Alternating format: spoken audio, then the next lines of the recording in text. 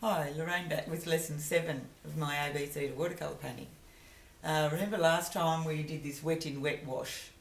This did turn out a little bit pale, and you'll find every time you do it it turns out a bit differently, and you'll have areas that you're happy with and areas that you're not. So I advocate doing a few at one time.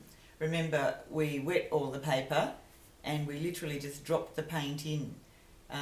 If your paint's too thick it won't flow around on the wet paper, and if it's too thin it will fade back to almost nothing.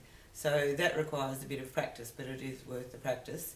And it's a good backdrop whether you're doing a seascape, a landscape, or even some type of abstract or still life. This is a good loose backdrop.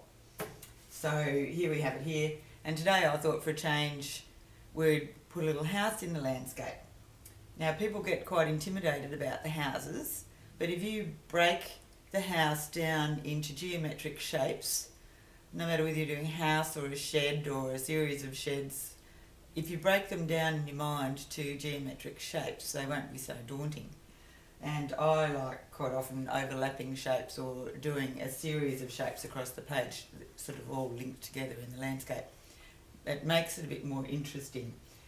And of course, if you are going to put a house or a shed or something, I don't advocate putting something plonked right in the middle of the page.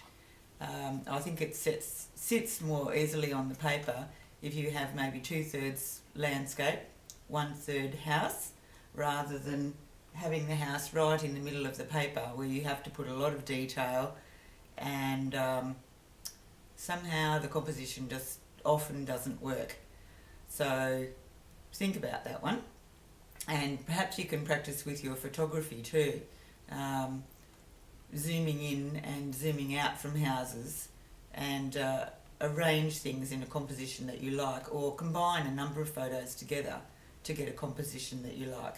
Perhaps you'll find a water tank and an old shed in one photograph, and a nice roof line of a house in another, and perhaps a grouping of trees in another, and put them all together to make your painting.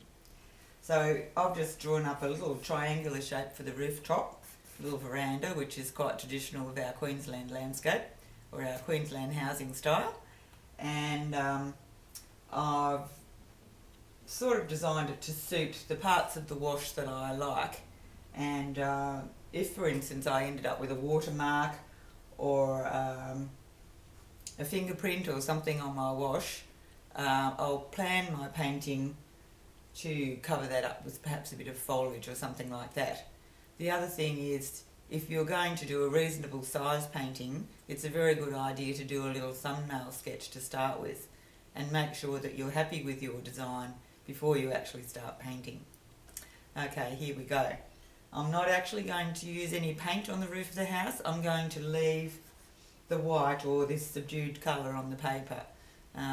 So remember, with watercolour you leave the whites and you paint in the darker bits of your landscape. So leave your whites. Unlike oils where you put your whites on last, you want to aim to leave some of the white of the paper.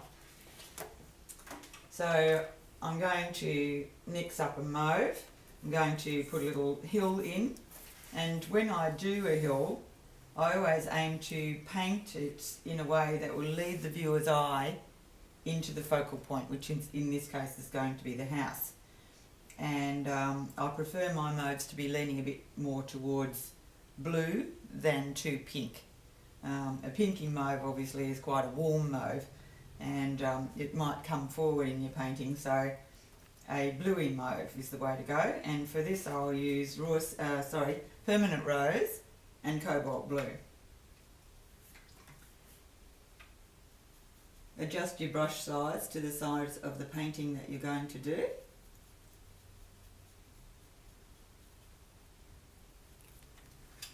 So here I have sort of a bluey mauve, and it's thick enough that you can't see the bottom of the palette through it, but it's runny enough that it's going to just flow on the paper quite easily.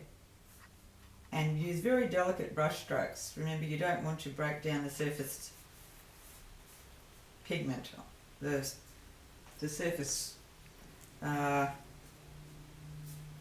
and how to put a tension, I suppose, of the paper. So I'm leaving an area here. I'm going to put a tree, and I'll perhaps have a bit of the hill poking out here behind this side of the house.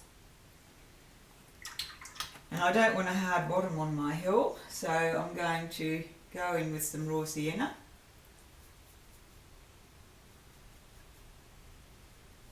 It's just a practice thing how thick or how thin to use the pigment. So do keep practicing. I know it can be a bit frustrating in the beginning, but your efforts will pay off. And if you don't put too much pressure on yourself to achieve a fabulous painting every time, just settle in and enjoy it. Put some music on. I often listen to audio books when I'm painting, and find it very relaxing. So whether I'm working or playing, I just love to paint. While you're painting, you're not thinking about any of your worries or what the family are doing or the bills in the top drawer. You can just escape from all of that. So I've got a little lead in to my focal point with this little track.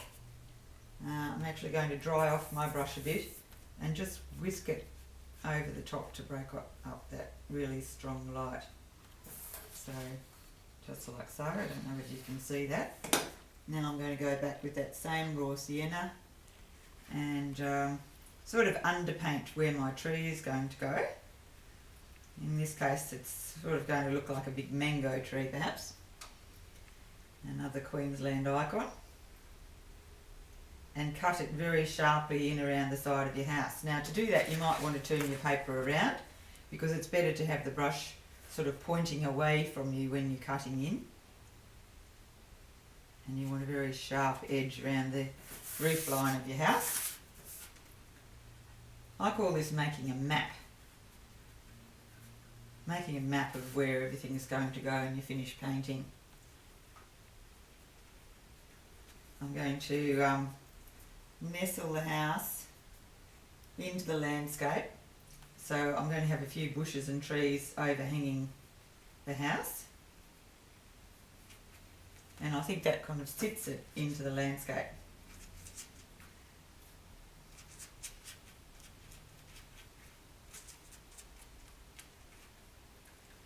So now I've got my plan of where I'm going to go. A big tree here. A bit of grass and what have you down here. Just notice here how the raw sienna has bled up into the mountain and it's created that soft misting effect. So I haven't got any hard edges there. If you let the paint dry too much before you put the raw sienna on, you will get that hard line. And really the only place we want hard lines is in our focal point. So I'm going to, that's my undercoat. So perhaps we'll wait until the next lesson to come back and build this up into a proper watercolour. See you then. Remember, come and see me at sidewalk-gallery.com.au. Bye.